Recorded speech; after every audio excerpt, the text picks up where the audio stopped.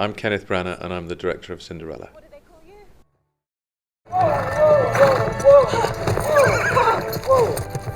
you? This is a scene about a third of the way into the film where we meet Cinderella, played by Lily James, and the Prince, played by Richard Madden. And the scene begins immediately after Cinderella has surprised a stag, which is being hunted by a party led by the Prince. But what's valuable to the scene in our film is that it's an example, not always the case in Cinderella stories, of our heroine meeting the prince ahead of her appearance at the ball. And for us, it was a key scene to establish a couple of things. Firstly, that if it's not love at sight, it's at least a very, very strong connection at first sight. Mister, what do they call you? You don't know who I am? And so a number of things went into the preparation for it. One was the atmosphere itself. We shoot the scene in an area of Windsor Great Park, which is essentially, I suppose, the Queen's backyard. It's her back garden, and the oak trees around which our characters are moving on these horses are over 600 years old. So the atmosphere itself is magical, and it was pleasing to be able to tell the actors that they were having this magical first scene in a place where these trees had been here longer than Shakespeare. And then a quality in the scene that was really important was that the actors themselves rode these horses themselves.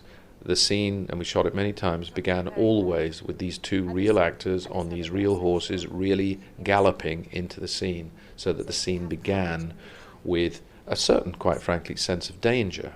Rather than shoot wide shots at a distance and then move in, where often in a scene like that, the close-up might either include a close-up of the actor that excluded the horse's head, and sometimes you'd put an actor on a rig or sit them on top of a ladder in order to be more secure, in order to have focus more settled.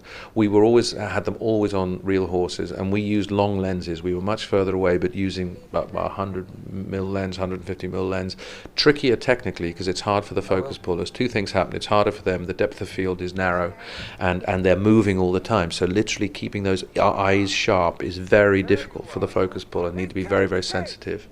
And the other thing it does is it crunches up the background. So when you're sharp on them, obviously the background is out of focus. Now that gave me a quality that I wanted, which was, if you like, a sort of psychedelic primal backdrop of natural colors, so that this feeling of this very male, very female, on horses that also matched in terms of gender, were facing each other in a very sort of primal, natural setting. And in a way, the long lens did two things. It meant that the horses were never spooked by camera equipment too close to them, and the actors themselves, because they had to control the horses and because the cameras were much further away, were far less aware of the artifice of it.